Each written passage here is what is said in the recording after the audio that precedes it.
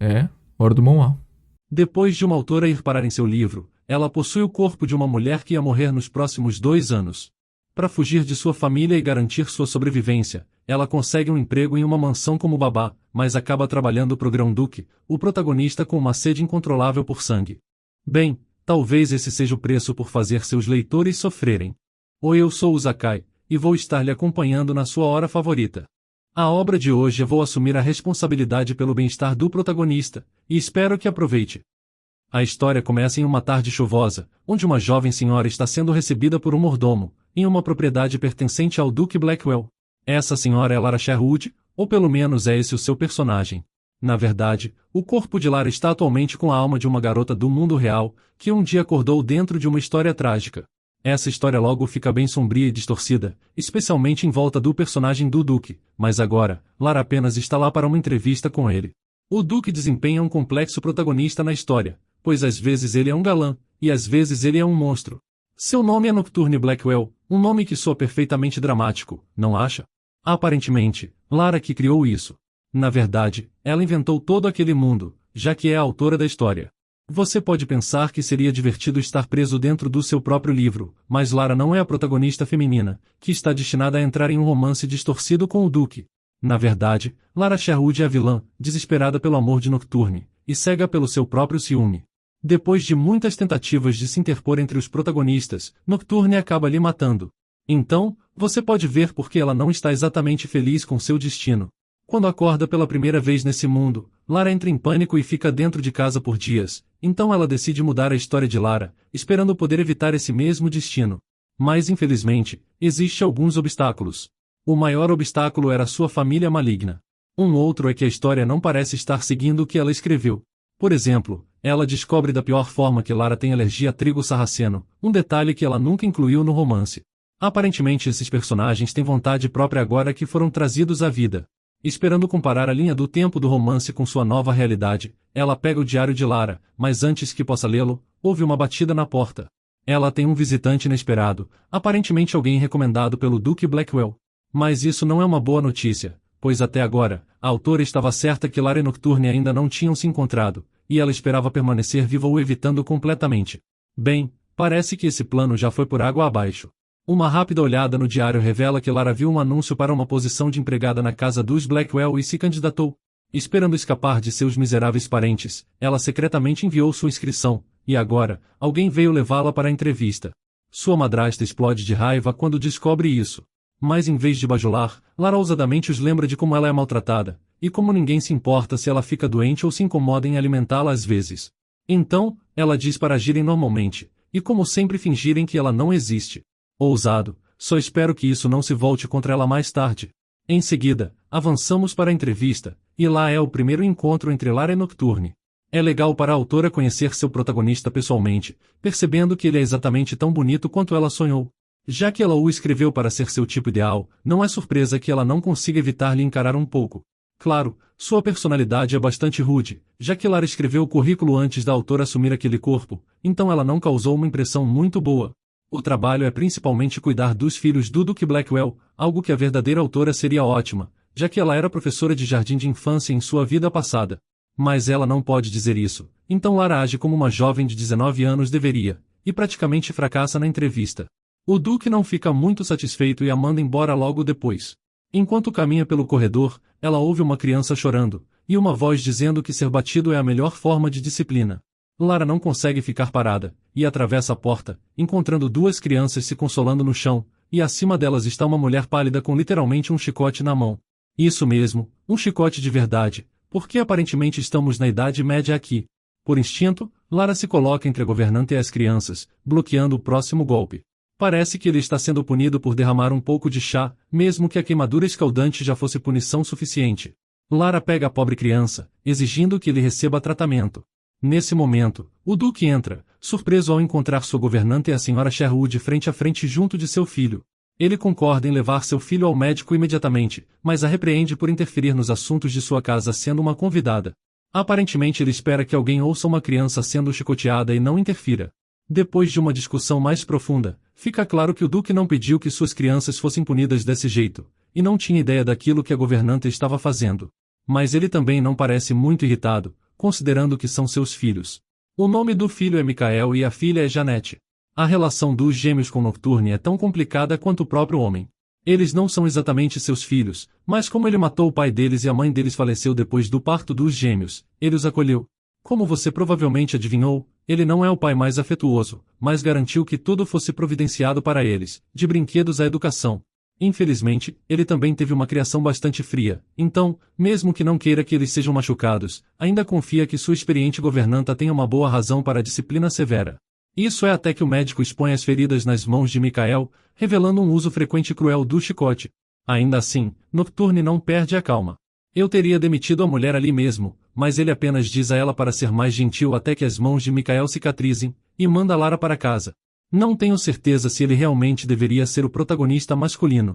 Embora não fosse seu lugar, Lara não pôde deixar de intervir naquele dia. Quando era mais jovem, ela frequentemente estava na posição de Michael.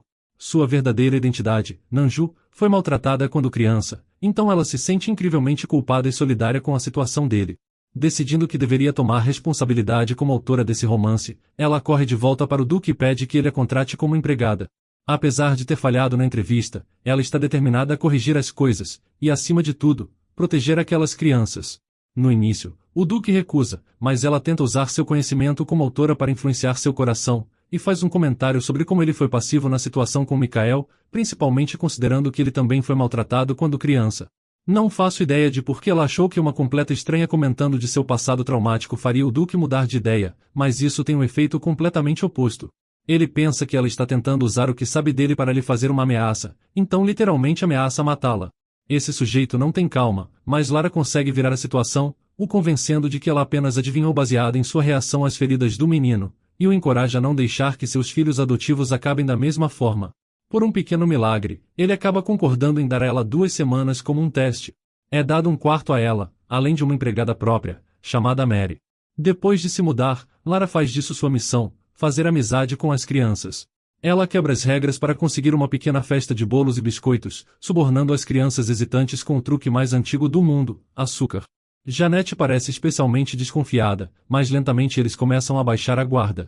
Nos próximos 3 dias, Lara trabalha duro para ganhar a confiança deles, os acordando a tempo para o café da manhã, e se sentando junto em suas aulas para ficar de olho em Molly, a governanta maligna. Quando o pequeno príncipe se recusa a ir para a cama, ela se oferece para ler um conto de fadas para ajudá-lo a dormir. Mas é então que Michael pede para ela não sair, revelando que Molly entra todas as noites para dar a ele um chá de gosto ruim. Bem, isso soou incrivelmente suspeito, e Janete confirma, dizendo que Michael não consegue dormir por causa disso. Ela tentou dar o chá para os dois, mas o chá contém menta, que ela odeia. Então, eventualmente, Molly parou de dar a ele. Molly disse a eles que era um chá para ajudar no crescimento, mas quem diabos acreditaria nisso, especialmente quando ela disse às crianças para manterem isso em segredo entre os 3. Sem dúvidas Molly está tramando algo bastante suspeito. Lara vai direto à médica, passando as informações que as crianças deram a ela. Pelo sabor, ele acha que pode ser algo chamado chá do trabalhador, que é algo como café, mas que coloca pressão no coração se alguém bebe demais, e o efeito seria ainda mais forte e perigoso para crianças. Lara quer ir direto ao Duque, mas primeiro precisa de provas. Ao procurar os ingredientes na cozinha, ela é pega pelo próprio homem. Ele exige uma explicação, mas antes que ela consiga inventar uma desculpa, eles ouvem alguém na porta. A nova empregada tem um súbito lampejo de genialidade e agarra o Duque, escondendo os dois em um canto, bem a tempo de Molly entrar. Ignorando como os dois estão apertados um contra o outro, agora eles têm um lugar na primeira fila para o clássico monólogo de vilã de Molly. Enquanto prepara o chá, Molly está frustrada com a garota lhe impedindo de maltratar as crianças nos últimos dias, desabafando cada detalhe de seu plano maligno para afastar o Duque de seus filhos, e ela até menciona sacrificar as crianças. Sem dúvidas aquela era uma ótima oportunidade. Então, o Duque e Lara aparecem de repente na cozinha, onde a nova empregada explica tudo o que ouviu das crianças. Molly fica chocada por ter sido pega e começa a tremer de raiva, falando que Lara não sabe que tipo de coisas já aconteceram naquela casa. Então, ela menciona algo sobre uma síndrome histérica de loucura, o que faz o Duque congelar no lugar. No romance, a autora criou uma doença que é passada através das gerações da família Blackwell, que faz a pessoa perder toda a razão e se entregar à violência, achando isso perfeito para um personagem trágico e melancólico como Nocturne. Mas aparentemente, não é tão perfeito quando você realmente tem que lidar com isso na vida real. Como se isso não fosse ruim o suficiente, tem um detalhe muito sombrio sobre essa síndrome. Depois de ter um episódio de loucura, A pessoa afetada tem que derramar sangue suficiente para ficar satisfeita, e só assim voltar a seus sentidos. É bem sombrio, e como se é revelado, a irmã de Molly costumava trabalhar como empregada na casa do Duque. Acontece que ela testemunhou um dos episódios histéricos dele, ficando tão traumatizada que gerou vários problemas à sua irmã Molly, que decidiu se vingar do Duque por todas as pessoas que ele aterrorizou. Acontece que Lara reconheceu esse nome, se lembrando de ouvir sobre o incidente com a irmã de Molly através de sua assistente Mary, que é uma amiga próxima dela. Ela recentemente recebeu uma carta da garota chamada Maria, falando de como sua vida melhorou, agora que encontrou um pouco mais de paz e tem conseguido se recuperar.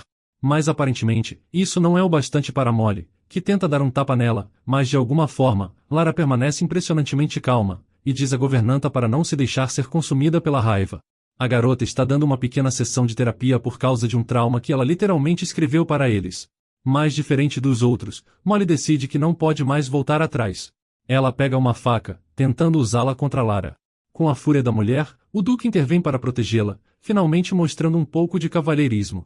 Logo, os guardas chegam para arrastar a governanta, gritando e chutando. Ela é banida da casa dos Blackwell, deixando Lara completar seu período de teste com sucesso. No final, ela recebe um contrato formal. Antes de assiná-lo, Nocturne fala sobre os perigos de escolher trabalhar sob ele, sabendo que ele poderia se tornar histérico de novo e colocá-la em perigo. Lara também se abre sobre o verdadeiro motivo pelo qual se candidatou ao trabalho, dizendo que ainda pertence ao seu pai, que não lhe deu permissão de trabalhar. Mas como Grão-Duque, ele avisa que está acima disso. Agora, com tudo às claras, ela pode assinar sem nenhuma culpa. Ela está oficialmente livre de sua família maligna, e segura ao lado do protagonista masculino até que seu interesse amoroso apareça, o que ainda não acontecerá por alguns bons meses. Alguns dias depois de sua posição oficial, Lara percebe muitos mais trabalhadores ao redor da propriedade, com Mary informando que a casa está se preparando para sediar um jantar. Isso não parece tão emocionante, mas aparentemente faz o sangue de Lara gelar. Esse evento é realizado toda a primavera, como uma chance para as duas famílias mais importantes do Império interagirem. A família imperial, que governa os assuntos internos e a economia, e a família Blackwell, que se mantém reservada, lidando com a segurança e a diplomacia. Será um evento de alta classe, mas o principal motivo que deixa Lara preocupada é porque sua família, os Sherwoods, também estarão presentes. Já que essa também é o banquete onde os filhos do Duque serão formalmente apresentados à alta sociedade, será difícil para Lara não atrair atenção, então, ela decide se disfarçar e fazer disso um jogo para as crianças. Se eles puderem cumprimentar todos os convidados adequadamente e encontrar ela disfarçada entre eles, ela lhes dará um presente, o que eles aceitam animados. No banquete, tudo vai bem até que ela é encontrada por Norman, um dos irmãos Sherwood, que reconhece sua voz. Ele a persegue pelos corredores, tentando olhar melhor para o seu rosto. Parece que ele vai alcançá-la, até que de repente, um braço surge e puxa Lara para dentro de um quarto. Quando Norman espreita, ele encontra sua irmã com o Duque em uma posição aparentemente comprometedora. Assim que Lara recobra seus sentidos, ela o empurra para longe, mas o Duque não se intimida tão facilmente. Claramente, ele a puxou para lá por um outro bom motivo, e esse motivo era pedir a ela em casamento. Não é uma proposta tão ruim, considerando que até pouco tempo ele estava ameaçando matá-la, mas ainda parece um pouco rápido demais. Aparentemente, os convidados passaram a festa inteira discutindo a suposta queda da família Blackwell, e como o Duque atual falhou em se casar, esses rumores se espalharam muito rápido, e propositalmente pela família imperial. Por isso, era importante provar que estavam errados se ele quisesse permanecer poderoso e respeitado. Com Norman derrubando a porta, Lara tem uma decisão rápida a tomar: voltar para sua vida com os Sherwoods, sendo intimidada e ignorada, ou arriscar com o sombrio e violento Duque, virando completamente de cabeça para baixo a história do romance. Mas para Lara, é uma escolha fácil. Ela aceita, e sai da sala com confiança. Norman tenta levá-la de volta para casa de novo, mas dessa vez o Duque intervém, lhe chamando explicitamente de sua noiva, e dando um claro aviso ao irmão dela para tratá-la bem, ou então ficar fora do caminho deles. Isso tá escalando rápido. Depois disso, Norman age como um cavalheiro, pedindo educadamente ao Duque para se afastar, para que assim ele possa ter uma palavra com sua irmã. Ele lhe avisa para não anunciar o noivado naquela festa, já que muitos dos nobres aliados a Blackwell querem que o Duque se case com a família imperial, então, se isso não acontecer, eles podem conspirar para fazer algo essa noite. Mas quando Lara reúne a coragem para contar ao Duque, ele fica completamente indiferente. Na verdade, ele já sabe que tem um assassino na mansão em algum lugar e tem ignorado isso de propósito para ter o elemento surpresa. Lara quer que ele deixe de lado suas fantasias bobas sobre ser um mestre do combate e lembre que tem filhos, pois se tem um assassino ali, eles estão em grave perigo. Essa é a principal preocupação de Lara, então ela exige voltar imediatamente para a festa. Mas claro, ela não pode mais voltar naquele traje de empregada. Dessa vez, ela será apresentada à nobreza como a Dama Lara Sherwood, a futura esposa do Grão-Duque Blackwell. Depois de caminhar de braços dados, ele inesperadamente anuncia seu noivado na mesa de jantar, deixando os nobres e Lara, surpresos. Todos que estavam fofocando sobre sua queda mais cedo, agora estão elogiando o Duque, exceto uma pessoa, que agora está rindo de uma maneira nada natural. Lara não tem tempo para pensar, e entre o personagem suspeito e a satisfação em seu rosto, ela adivinha o final, apenas um segundo antes de acontecer. Então, é justamente quando o lustre em cima dele se solta, ela empurra Nocturne para fora do alcance do metal caindo. Enquanto isso, Lara e o Duque aterrissam seguros a poucos metros de distância. Nocturne então pega ela em seus braços, quando um assassino disfarçado levanta sua faca de repente para atacá-los por trás. Mas o Duque nem sequer se abala, e em vez disso, ele chama por Peniel, o vice-comandante dos Cavaleiros Blackwell, que cuida do assassino em um instante. Agora o Grão-Duque está irritado pelo que aconteceu, e decide terminar logo com sua caçada planejada. Acontece que o banquete tinha outro propósito, e em toda a confusão, eles conseguiram prender alguns dos nobres corruptos com o clã Blackwell. Eles também são alguns daqueles que conspiraram para matá-lo nessa noite. O Duque faz um exemplo deles para os outros convidados, usando os traidores e o heroísmo de Lara para provar que ele não é louco, mas que o nome de sua família ainda está forte. Quando ela acorda, sua família está esperando ao lado de sua cama para entregar outra bela fatia de crueldade. Seu pai não está feliz com o noivado, a chamando de desgraça para o nome da família, o que provavelmente é a primeira vez que alguém diz isso depois que sua filha conseguiu um pedido de casamento de um grão-duque.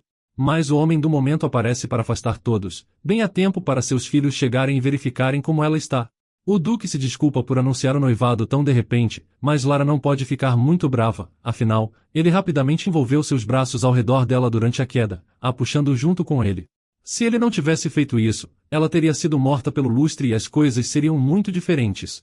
O Duque decide lhe dar um tempo de férias para se recuperar, e a deixa sozinha com as crianças, que estão felizes por ela estar bem, e ainda mais felizes por ela ficar por perto por eles. Depois de um merecido descanso na cama, Lara conversa com o Duque para discutir o anúncio do noivado e colocar a vida dela em risco. Mas antes mesmo de abordarem o assunto do casamento, Lara pede ao noivo uma condição inquebrável em seu pequeno arranjo. Caso algum deles se apaixone por pessoas diferentes, ela quer que eles terminem aquilo de forma limpa e tranquila, sem confusões. Aquilo sou um pouco pessimista de dizer apenas 2 dias depois do pedido de casamento, mas como sempre Lara está pensando no enredo. No momento em que ele vira protagonista feminina, Nocturne se apaixonará perdidamente por ela. Quando isso acontecer, ela quer ser capaz de cortar os laços e sair o mais rápido possível, principalmente dada a natureza possessiva e agressiva que sabemos que ele tem. O Duque concorda, passando a perguntar sobre as crianças. Lara ainda está bastante disposta a cuidar delas, mas pede que ele seja um pouco mais gentil com elas. Bem, ele não mostrou muita afeição até agora, e elas definitivamente estavam assustadas com ele quando ela chegou. A ideia de ter uma conversa de verdade com as crianças aparentemente é demais para o Duque, então ela o aconselha a tentar começar com um simples sorriso. Mas logo ela nota como aquilo parece mais um monstro que uma figura paterna. Mesmo assim, ele promete praticar, o que é um grande avanço vindo do Duque da loucura e da violência. Falando nisso, vemos o lado mais sombrio de Nocturne de novo, quando seus homens capturam o homem com cicatrizes da festa de jantar e o levam ao palácio. Acontece que ele também é responsável por roubar os suprimentos militares do Duque e tentar vendê-los aos inimigos, além de uma série de outros crimes. Mas Blackwell não está incomodado com nada disso, pois agora a única coisa que o enfurece é que ele tentou prejudicar Lara. Ele o condena à morte, enquanto o criminoso declara sua admirável lealdade ao Imperador Gunther, ainda gritando que a casa Blackwell irá cair até o momento em que a espada desce. Esse homem era um visconde, e um poderoso, então para ter matado um oficial de tão alto escalão tão perto da família imperial, certamente lhe causará problemas para o Duque no futuro. Estamos nos aproximando cada vez mais de um conflito direto entre as duas facções. Sem perceber a toda essa tensão política, Lara apresenta a Michael e Janet um sistema chamado Bilhete da Boa Criança. É simples, se eles fizerem coisas boas, recebem um carimbo, e quando enchem o bilhete, Lara lhes promete conceder um desejo. É algo básico de jardim de infância, mas aparentemente ninguém no Império jamais pensou nisso, então os funcionários estão bastante impressionados. Michael é naturalmente um garoto muito bom, então ele ganha seu carimbo facilmente apenas por regar uma flor claro. Janet fica indignada por não receber um também, então ela sorrateiramente faz com que os funcionários reguem quase todas as plantas da propriedade, alegando que foi ela mesma quem fez isso para receber seu carimbo. A partir de então, Janet copia todas as boas ações de Michael tentando superá-lo, ganhando carimbos através do trabalho árduo dos funcionários. Isso se transforma em uma espécie de corrida, já que esses dois são extremamente competitivos para crianças da idade deles. Mas contanto que estejam fazendo bem, não há mal algum. Logo depois da corrida dos carimbos começar, o Duque retorna de uma viagem de negócios. Todos os servos são convocados para recebê-lo em casa, e as crianças se alinham para cumprimentar seu pai. O pequeno Michael está tremendo, mas pelo menos ele não chorou dessa vez. Mas em vez de checar seus próprios filhos, o Duque primeiro pergunta a Lara como ela está. A noiva sempre vem primeiro nessa casa. Lara fica um pouco surpresa, mas garante a ele que está indo muito bem. Estoico como de costume, o Duque simplesmente se afasta depois disso, a deixando com as crianças. Menos de meia hora depois, ele a chama para uma conversa tomando chá, algo que ele só fez quando houve um problema com as crianças, ou naquela vez em que ela quase foi assassinada. Considerando a tensão na expressão dele, parece que se tratava de outra situação perigosa. Mas acontece que a primeira coisa que ele diz é que tem praticado seu sorriso, então quer mostrá-lo. Lara se prepara mentalmente para mais uma careta horrível, mas de alguma forma, ele passou de fera sorridente para um belo protagonista de romance. Lara fica tão impressionada que realmente fica um pouco abalada. Ela se vira o parabenizando, mas isso não é suficiente para satisfazer o Duque, que de repente se levanta e caminha até ela, levantando gentilmente sua cabeça. Já que ele praticou tudo isso apenas por ela, ele diz para ela olhar mais de perto. Se recuperando do momento, Lara pede que lhe mostre esse sorriso para as crianças. Então no dia seguinte, depois do horário de brincadeiras, ela reúne Michael e Janet, e diz que o Duque realmente quer vê-los. No início, eles se recusam firmemente, mas acabam concordando quando ela promete acompanhá-los. Ao entrarem nos aposentos do Duque, eles parecem paralisados de medo, por isso é uma surpresa para eles quando as portas se abrem para revelar torres de bolos e doces. Eles ficam ainda mais chocados quando o Duque pergunta como eles têm estado. O doce Michael não sabe o que dizer, mas felizmente, Janet responde educadamente pelos dois. Acho que aquela é toda a conversa emocional que ele consegue lidar por um dia, porque logo depois o Duque diz para eles se deliciarem e aproveitarem a comida. Bem, um passo de cada vez. Quando eles estavam se virando para sair, o Duque lhes mostra um daqueles sorrisos que ele tem trabalhado tanto.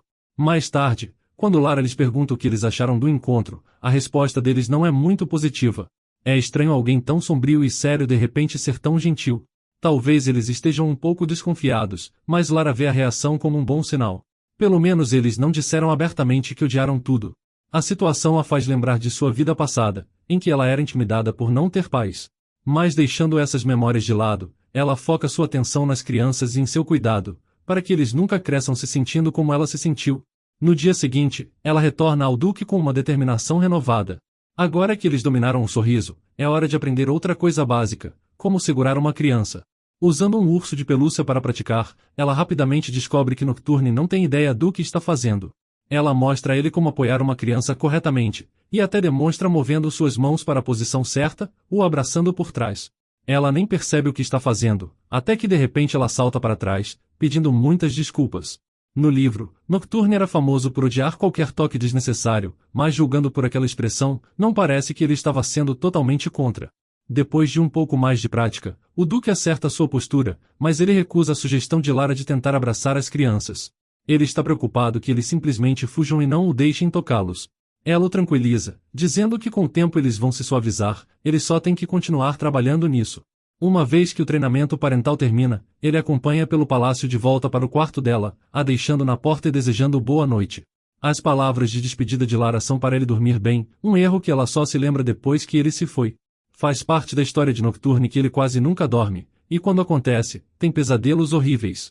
É por isso que ele se torna tão obsessivo com a protagonista feminina, pois ela lentamente cura seu trauma, e ele volta a encontrar conforto em sua cama. Esse homem realmente não conhece paz, apenas porque ela o escreveu assim. De repente, se sentindo culpada, ela o chama de volta através do corredor, da maneira mais constrangedora possível. Ela pergunta se seria ok se ela o colocasse para dormir. Sim, falando exatamente assim. Ignorando a estranheza do pedido, ele pergunta como ela pretende curar sua insônia, já que até agora todos os médicos falharam. Mas Lara toma isso como uma chance de provar a si mesma, e o segue até o quarto. O Duque troca de roupa para dormir, o que bem, não cobria muito, enquanto a pobre garota tem dificuldade em se controlar. Finalmente, era hora de revelar o grande plano de Lara para curar a insônia traumática do Duque, e seu plano é cantar para ele dormir, muito constrangedor. Obviamente o Duque duvida, mas ela pede apenas 5 minutos, depois disso ele pode expulsá-la. Então, ela se senta na cama ao lado dele e começa a cantar. Não 30 segundos depois, o Duque agarra o braço dela e se levanta na cama, enfurecido. O motivo dele ter tanto estresse com seu sono é por causa do pai de Janete e Michael. Essa canção o lembrava desses tempos, quando ele era mais jovem e estava ao lado do pai deles, então cantá-la é basicamente como desencadear memórias de toda a situação. Não entendo por que ela pensou que isso poderia ser eficaz, mas Lara apenas finge que é uma canção folclórica popular que ela também ouviu crescendo. O Duque se acalma, pensando que foi um erro inofensivo, e depois se enrola sob as cobertas. Inesperadamente, ele concorda em dar a ela mais 5 minutos, onde ela pode fazer o que quiser. Depois de um tempo, ela finalmente termina a canção, e o Duque está dormindo em um sono profundo. A partir daquele dia, Lara passou a cantar todas as noites para o Duque dormir. Dia, logo quando tinha começado a cantar, o Duque a interrompe com uma pergunta. Ele parece se sentir culpado que as horas de trabalho dela se estenderam, já que agora ela também tem o dever de colocar tanto ele quanto as crianças para dormir. Ele está preocupado que ela se sobrecarregue e fique doente, então ordena que ela se levante 2 horas mais tarde que o normal, prometendo contratar 2 empregadas extras para colocar as crianças na cama e levá-las para o café da manhã. Ele vai contratar mais pessoas apenas para garantir que esta garota durma o suficiente. Acho que todos podemos ver o que está acontecendo aqui. Lara tenta recusar, mas uma ordem é uma ordem. A sua gentileza também parece ter mudado algo em sua mente. Enquanto ele está adormecendo naquela noite, ela não pode deixar de pensar o quão atraente ele parecia. Na manhã seguinte, ela luta para relaxar, se perguntando se as crianças ficarão bem sem ela. Ficar na cama simplesmente não estava na sua natureza. Eventualmente, ela se levanta e vai trabalhar no mesmo horário de sempre, ignorando todas as empregadas que estão por perto para fazer seu trabalho. Mais tarde, Janete cai por causa de um guarda, fazendo o cavaleiro Peniel se apresentar, pedindo desculpas pelo seu subordinado. Ele é praticamente o braço direito de Nocturne, mas Lara fica confusa, não se lembrando de ter escrito um personagem como ele. Ele apenas apareceu do nada, e isso por si só é meio estranho, mas ainda tem o fato de que ele meio que a insulta, mencionando o quanto ela foi tagarela e frágil no banquete. No fim, Lara o perdoa por isso, mas permanece bastante reservada e fria depois que ele se despede. Ela não é estúpida, percebendo que ele claramente estava tentando sondá-la, embora não esteja claro por que ele veio originalmente lhe dizer que o mordomo tinha uma tarefa. Então, mais tarde, Lara chega ao escritório do Sr. Simon. Ele começa a contar uma história sobre um pilar no teto do quarto dela sendo roído por ratos. Qualquer que seja o motivo, ele pede para ela não entrar no quarto por enquanto, a guiando para um temporário. O homem era um péssimo mentiroso, e para sua surpresa, o quarto temporário é incrivelmente elegante, decorado com ouro em cada superfície, e grande o suficiente para uma família inteira. Ela pede um quarto menor, falando que não se sente confortável em um lugar assim. Mas Simon não cede, dizendo que não tem outros quartos disponíveis. Em resposta, Lara não tem outra opção a não ser decidir se mudar com Mary, sua empregada assistente, e agora sua colega de quarto. Mas dormir com os funcionários é muito pior que a futura duquesa estar no quarto pequeno em que estava antes. Então, Simon cede, e a deixa voltar para seu quarto, falando que aparentemente os reparos não eram tão sérios, e terminarão muito em breve. No dia seguinte, Lara está caminhando pelos corredores com Mary, quando ouve alguns servos fofocando sobre ela e seu relacionamento do Duque, especificamente a parte de colocá-lo na cama. Dá pra ver como isso seria fácil de se entender errado. De repente, tudo fica claro. E é por isso que os funcionários têm demonstrado tanto interesse nela. Eles acham que a Lady Sherwood e o Duque estão apaixonadamente enamorados. Os rumores se espalham mais rápido que ela consegue lidar, logo alcançando até mesmo as crianças. Janete faz um escândalo na hora de dormir, dizendo que não é justo que Lara esteja dormindo com seu pai e não com eles. Mas tudo só piora quando de repente, o Duque aparece na porta, tendo ouvido cada palavra. Eles disseram que queriam dormir com Lara e o pai, então Nocturne se aproxima, perguntando se eles querem tentar isso só uma vez. Quando eles concordam, ele promete que tentarão na próxima noite. Faz sentido querer estar perto das crianças, mas é um pouco demais pedir a uma empregada para dormir na mesma cama, a menos que o homem realmente saiba o que está fazendo. Quando eles chegam ao quarto dele naquela noite, Nocturne pergunta se ela está brava com ele. Ela responde que claro que não, especialmente porque sabe que ele não tem outra intenção além de ajudá-la a acalmar as crianças. Depois disso, ele fica todo melancólico, achando aquilo uma clara indicação de que foi colocado na friend zone. Mesmo assim, a doce e inocente Lara não percebe nada. Na noite seguinte, as crianças estão todas animadas para dormir com sua empregada favorita, que surge em um lindo vestido de dormir cor de pêssego. Ela os leva para o quarto do Duque, esbarrando nele no caminho. Ele já se formou na escola de sorrisos e abraços de Lara, então consegue pegar Mikael com facilidade, dando a ele seu primeiro abraço de pai. Depois desse pequeno sucesso, eles seguem direto para o quarto dele, tentando impedir as crianças de correrem por toda parte e quebrarem as coisas. O Duque também parece não conseguir olhar para Lara em seu lindo vestido com o cabelo solto. Ele está corando bastante, e até faz um comentário sobre o quão bem ela cheirava, passando a mão pelo cabelo dela. Os dois estão se perdendo nos olhos um do outro, quando de repente, o som de algo quebrando do outro lado do quarto os separa. Ótimo momento, Janete. Alguns minutos depois, os quatro estão todos aconchegados na cama, com as crianças já dormindo profundamente. O Duque nem está tentando dormir, e está apenas olhando para Lara. Eles estão tentando ficar quietos pelo bem das crianças, o que os faz parecer uma família de verdade. Mesmo fazendo apenas 3 meses desde que ela chegou, ela já se sente mais próxima deles que de qualquer pessoa de sua vida passada. Mas essa proximidade parece perigosa, especialmente porque ela não está destinada a acabar com o Duque. Mas ele resolve dificultar as coisas, e continua estendendo a mão para tocar os lábios dela, fazendo seu coração saltar. Mas até o menor movimento acorda as crianças, então eles logo desistem de qualquer comunicação, e depois adormecem. Na manhã seguinte, o Duque traz servos para preparar um café da manhã no quarto. É um belo gesto, e o homem diz que foi por ele não estar com vontade de ir até a sala de jantar, mas provavelmente há mais que isso. Ele não diz muito, e também só usa frases curtas, então Lara pensa que ele não gostou muito da noite do pijama.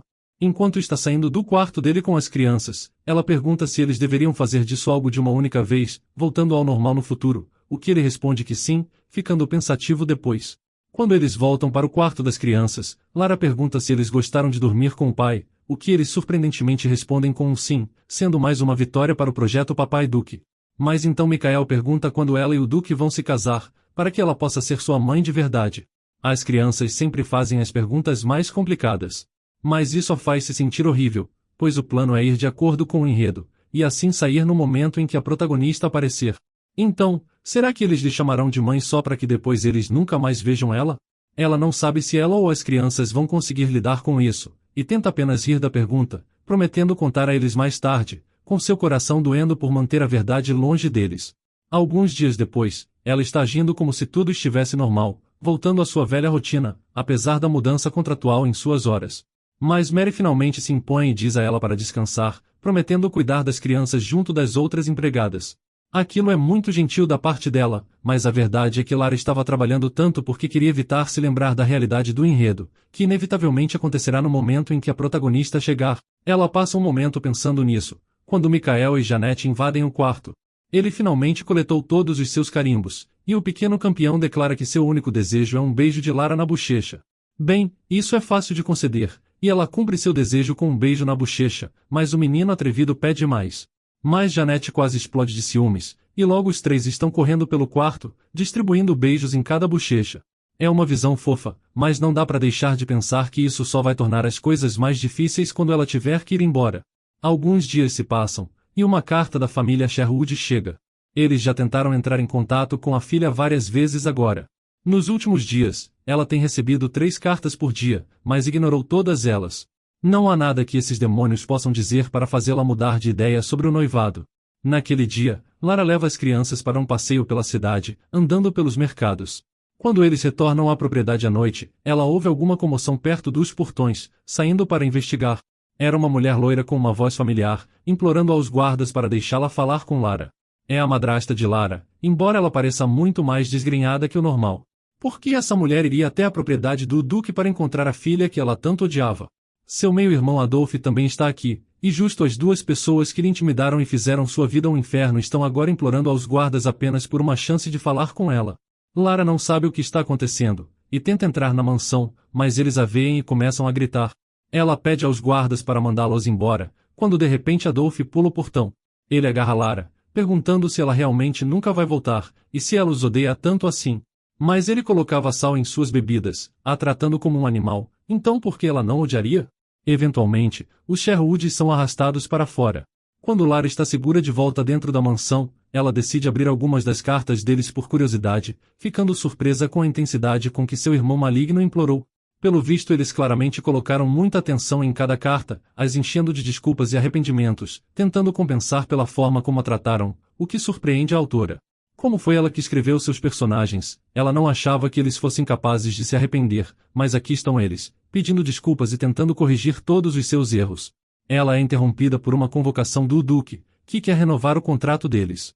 Ela nota como estão apenas na metade, mas ele já quer mais 3 anos com ela, disposto a pagar 5 vezes o salário atual adiantado. Aquela é uma oferta praticamente irresistível, mas essa garota tola não consegue tirar a protagonista da cabeça. Então, ela diz ao Duque que não podia aceitar, mas ele não parece feliz com isso, e começa a pensar nos últimos 6 meses, tentando descobrir por que ela não quer ficar. Mais que qualquer coisa, o Duque estava confuso. Parte da situação com a síndrome histérica é que ela é uma moeda de 2 lados, e junto da loucura, o portador ganha habilidades superiores. No caso de Nocturne, sua habilidade é ver as pessoas além da aparência, lhe permitindo distinguir os bons entre vilões e tolos, o que o ajudou a se tornar bem-sucedido em tão pouco tempo.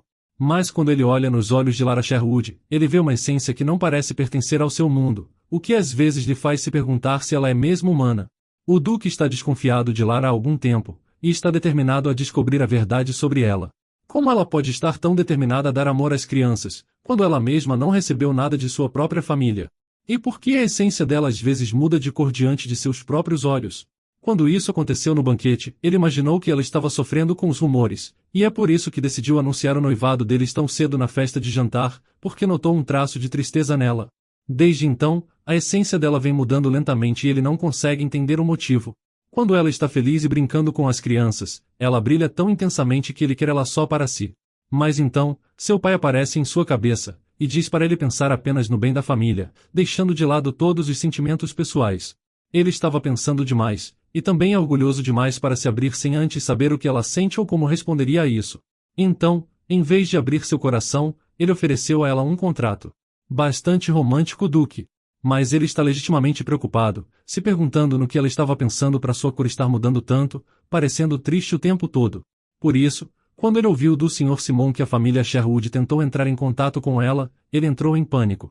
Foi assim que o contrato foi feito, já que ele estava preocupado que outras pessoas acabariam roubando ela dele.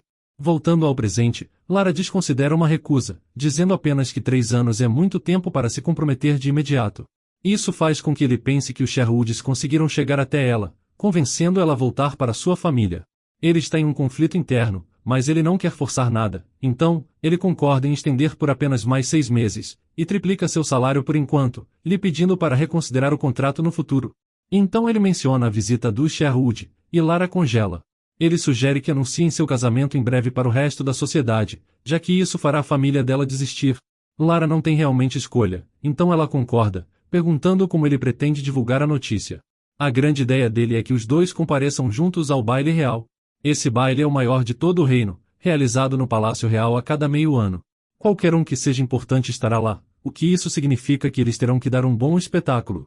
Lara hesita, mas Nocturne diz que não é uma oferta, é uma ordem. Está ficando claro que a linguagem do amor do Duque é contratos e ordens, já que parece ser a única maneira que ele consegue expressar seu afeto. Ela concorda, não que tivesse outra opção de qualquer jeito. Então ela também diz que tem um pequeno problema, pois ela não sabe dançar. Não sendo deste mundo, ela não é uma nobre de verdade, então ela nunca teve aulas de dança, e nunca foi a nada parecido com um baile. Apesar de Nocturne pensar imediatamente que isso se deve porque sua família maligna a trancou e a fez ficar em casa, o que o deixa tão irritado que uma aura negra parece se manifestar. A notícia significa que é hora de aulas, então de agora em diante, Lara terá treinamento formal de dança com o Visconde Byrne. O Duque também gostaria de intervir de vez em quando e ajudar também, já que aparentemente, ela aprenderá mais rápido com um parceiro. Com as crianças lhe apoiando dos bastidores, e o Duque muito próximo, Lara faz o seu melhor para aprender rapidamente, para que toda essa situação acabe mais cedo. Mas acontece que ela é naturalmente desajeitada, e em um momento, ela cai para trás, dando a Nocturne a oportunidade perfeita de pegá-la como um verdadeiro cavalheiro, e dando a Lara a chance perfeita de olhar bem o peito dele. Um pouco perturbada, ela pede para fazer uma pausa. O Duque diz que ela é fraca demais e precisa de um descanso depois de apenas 2 horas, falando que ela nunca aprenderá a dançar a tempo para o baile dessa forma. Então, ele sugere que eles diminuam as horas de trabalho dela para economizar energia. Ouvir isso deixa Lara tão irritada que ela concorda em apenas voltar ao treino imediatamente, só para se provar. Apesar de cair na armadilha do Duque, seu trabalho de pés melhora muito depois disso, e os dois se movem em perfeita sincronia. Até as crianças acham que eles ficam bem juntos. Alguns dias se passam, e rapidamente o baile está a apenas 2 semanas de distância. Lara está preparando o Duque para dormir, quando ele elogia seu progresso na dança. Do nada, ela vem com todo um discurso de como ela é grata a ele, afinal, quem mais faria tanto por um funcionário, quando eles não têm nenhum relacionamento de verdade e estão apenas sendo noivos de mentira? Esse momento foi brutal, esmagando completamente os sonhos do homem, que se sente derrotado. Ela não disse nada que não seja verdade, mas ainda doeu de se ouvir. Ele sabe que ela está satisfeita com a vida aqui, cuidando das crianças e não querendo voltar com sua família. Mas presume que todo o resto que ele sente, foram sentimentos que cresceram apenas por um mal-entendido, e ficando bastante irritado por ter baixado a guarda. De repente, todas essas memórias de seu passado voltam à tona, o lembrando do pai das crianças, e de como ele quebrou sua confiança. Enquanto ele revive sua dor, Lara observa tremer e respirar com dificuldade. Parece um ataque de pânico, mas ela acha que ele está prestes a ter um episódio histérico, o que significa que ela está em perigo. Ela tem que fazer uma escolha, fugir ou tentar acalmar seus sintomas antes que seja tarde demais. Ela quer chamar por ajuda, mas qualquer pessoa que entrar no quarto também estará em perigo, com ele atacando qualquer um da casa até derramar sangue. Antes que ela possa tomar uma decisão, o Duque estende a mão e a agarra, lhe prendendo debaixo dele na cama. Ele começa a morder o pescoço dela, o que nessa situação não é tão interessante, já que Lara grita para ele parar. Não só ela está assustada, mas também está pensando nas crianças, e em como ele terá que encará-las se a matar. Implorando para ele acordar, ela consegue chegar até ele. Quando o Duque volta a si, a primeira coisa que ele vê é sangue em suas mãos, e Lara com lençóis manchados de sangue sob ele. Imediatamente, Nocturne entra em pânico. Ele está tremendo, perguntando se ela está bem, e até baixando a cabeça envergonhado. Lara, quem quase morreu de verdade, se recompõe para confortá-lo, provavelmente bastante culpada por fazê-lo assim. Ela sabe que ele não pôde evitar, mas ainda assim ele não consegue deixar de se sentir terrível. Perniel e os outros soldados entram tarde demais, o encontrando chorando silenciosamente na frente de sua noiva. Eles ficam chocados ao ver que ela estava apenas bastante ferida, ainda viva e respirando, lhe tornando a única pessoa que já sobreviveu a um dos ataques dele. Perniel a escolta até uma enfermeira, e depois volta para tranquilizar seu mestre de que ela ficará bem. Ele se juntou às forças dos Blackwell muito tempo atrás, quando ainda estavam em guerra. Embora jovem, o Duque concedeu mercenários para garantir suas próprias forças, já que nenhum cavaleiro lutaria por eles. Mas os mercenários traíram o Duque, o enviando a um episódio histérico no campo de batalha. Ele massacrou todos à vista, inimigos e aliados. Perniel estava lá para assistir o banho de sangue, descobrindo que o Duque se arrependia de todos. Então ele decidiu se juntar a ele, e ajudá-lo a formar uma guarda em que pudesse confiar. Assim como naquele dia, Perniel agora entrega a ele um lenço para limpar o sangue das mãos, e sabe que o Duque viverá com isso por muito tempo. É um milagre que Lara tenha saído andando, mas ele ainda feriu. O cavaleiro tenta tranquilizar seu mestre, dizendo que isso é um sinal de progresso. É bom que ela tenha chamado a guarda tão cedo, assim que notou o primeiro sintoma de sua condição, mas isso faz o Duque parar para pensar, afinal, como ela poderia saber o primeiro sintoma? Pelo visto ela vai ter que responder algumas perguntas sérias na próxima vez que se encontrarem. De volta aos aposentos de Lara, Mary está fazendo um alvoroço pela ferida. A Lady Sherwood lhe assegura que está bem, enquanto a médica, Frederica, também está surpresa por ela ser a primeira vítima a voltar viva de um ataque. Eles perguntam se algo incomum aconteceu durante o ataque, mas Lara não tem certeza. Mesmo que ela que tenha inventado o personagem e a síndrome, as causas e remédios se inventaram sozinhos, então ela não tem certeza o que exatamente tinha feito para impedi-lo de ir ao extremo com seu desejo de sangue. Assombrada pela expressão em seu rosto, ela quer descobrir mais sobre a síndrome, voltando a falar com Frederica depois do anoitecer. Ela explica exatamente o que aconteceu durante o ataque, passo a passo. Ele só parou depois que ela implorou para ele acordar, mas com certeza outras vítimas já fizeram isso antes, então isso não pode ser especial. Frederica ouve atentamente, e então revela que a síndrome histérica não é uma doença real, ou pelo menos não existia no mundo da medicina. Não se tem casos similares ou ligações com outros distúrbios mentais registrados. Ela não tem evidências, mas Frederica acredita que se Lara ficar ao lado do Duque, sua histeria lentamente melhorará. Ela já iluminou sua casa e ajudou seu relacionamento com seus filhos, então não parece tão improvável. Com isso, Frederica literalmente se ajoelha, implorando a dama para ficar, então, sem pressão para a garota. No dia seguinte, ela tenta ir ver o Duque, mas Perniel a bloqueia na porta, dizendo que ele está com um resfriado leve, e se recusando lhe deixar vê-lo. Um pouco desanimada e muito preocupada com ele, Lara continua com o resto de seus deveres naquele dia, resolvendo uma briga entre Janete e Michael no almoço. Ela consegue fazer Michael se desculpar por gritar, mas Janete é uma ameaça, pois ela apenas grita de volta e chama o irmão de idiota antes de sair sozinha. Lara decide apenas deixar a garota sozinha por enquanto, e não dá muita atenção, já que agora a principal prioridade dela é procurar por informações sobre a síndrome. Então, ela pede a Mary para cuidar das crianças, e sai para a cidade naquela tarde. Não demora muito para encontrar uma comerciante que vendia ovos. Lara diz a ela que os ovos que comprou pareciam estragados, e pede um reembolso. Então, a comerciante a leva para um canto, onde tem uma passagem secreta para a melhor guilda de informações do Império. Era uma senha meio estranha, mas tudo bem. Escondida atrás de uma mercearia comum estava uma liga de investigadores que formam a Guilda Brecarto. A comerciante se apresenta como Masa, capitã da equipe de ação. Ela quebra um ovo remendado com cera que foi trazido por Lara, e nele contém um pedido para investigar a loucura. Mas imediatamente fica desconfiada e recusa, já que todos no Império sabem sobre a maldição dos Blackwell, então pedir isso é como perguntar a fraqueza do Grão-Duque. Entendendo isso, Lara lhe entrega outro ovo com informações sensíveis que ela tem, e pede que ela pense novamente. Com isso, ela desaparece no andar de cima, onde a autora sabe que está o líder da guilda. Ela não escreveu muito sobre ele, e os únicos traços que ela estabeleceu sobre o líder da guilda era que ele realmente gostava de ovos, e tinha um pouco de obsessão pela terra sagrada e sua santa. Ela adaptou suas informações a esses interesses, e por sorte, parece ter funcionado. Masa retorna depois de falar com o líder da guilda, e concorda em aceitar seu pedido. No caminho de volta para casa, Lara pensa nas vantagens de ser autora, quando ela é derrubada por uma mulher gritando uma série de insultos. Atrás dela, um homem de cabelos prateados aparece, lhe ajudando a se levantar, com uma marca suspeita em sua bochecha. Pelo visto ele é o mulherengo de quem a senhorita se referia. Ele parece muito familiar, mas o homem diz que eles nunca se encontraram antes, apesar dele não perder a chance de flertar, beijando sua mão antes de seguir em frente. Enquanto ela pensa como ele parece familiar, Lara é de repente agarrada por trás no segundo seguinte. Será que aquela cena foi uma armadilha? De volta à mansão, Perniel está fazendo o seu melhor para tirar o Duque do quarto, propondo um monte de coisas horríveis que poderiam ter acontecido com Lara na cidade.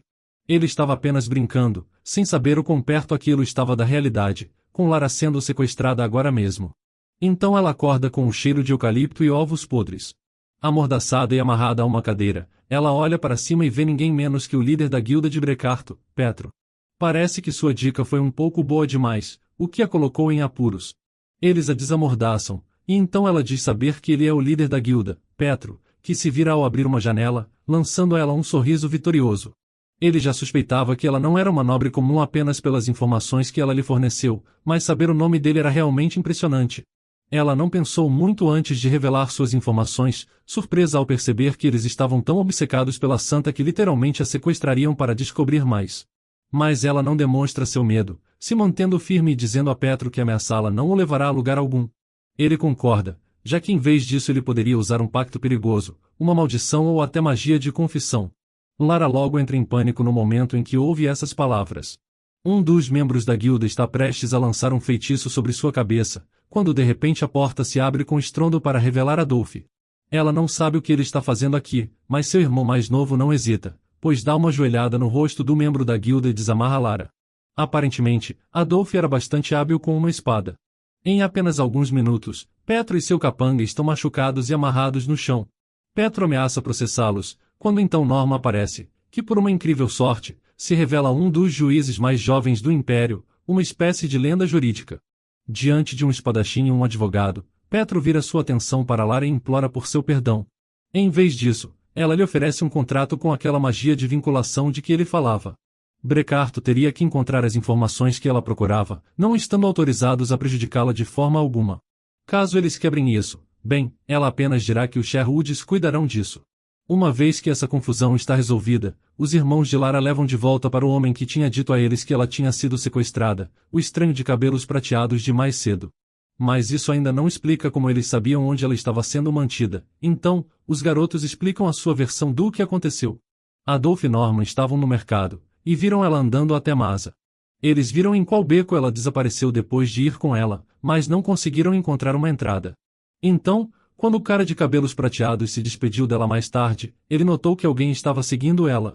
Ele também esbarrou em Norma e Adolf por acaso, e enquanto procuravam por ela, ele sentiu o cheiro de ovos e eucalipto e sabia que ela estava em perigo. Na verdade, esse cheiro é de uma droga chamada Boa Noite da Deusa, que atuava como um sedativo, frequentemente usada em sequestros. Depois disso eles invadiram o local, e o resto é história. Embora ela esteja irritada com seus irmãos por segui-la, eles a salvaram de uma situação claramente desagradável, então ela agradece a eles, também oferecendo retribuir o favor ao cara de cabelos prateados. Mas ele apenas quer uma chance de ajudá-la novamente, o que soa tão suspeito quanto possível. Pouco antes dela sair com seus irmãos, ele diz o nome dele, Henry. Ele também lhe dá seu contrato na guilda, e diz que ela pode entrar em contato com ele lá no futuro. Uma vez que os Sherwoods estão sozinhos na carruagem, eles começam a querer falar com ela de novo, sendo muito cuidadosos para não ultrapassar limites ou fazê-la se sentir desconfortável. Mas eles são tão sinceros que ela concorda em encontrá-los apenas uma vez, afinal, eles a salvaram. No futuro, ela enviará uma carta quando estiver pronta para conversar, mas por enquanto, pede que parem de segui-la e de tentar invadir a mansão. Tudo parece estar certo nesse mundo, o que é bastante estranho. Lara está se reconciliando com sua família, está segura daquela guilda e foi entregue em casa segura. Só tinha um problema, ela voltou na carruagem do Sherwood, e notou bem isso. Mas é aqui que terminamos o vídeo de hoje, então se você gostou e quer uma continuação, me avise nos comentários escrevendo Doença da Loucura.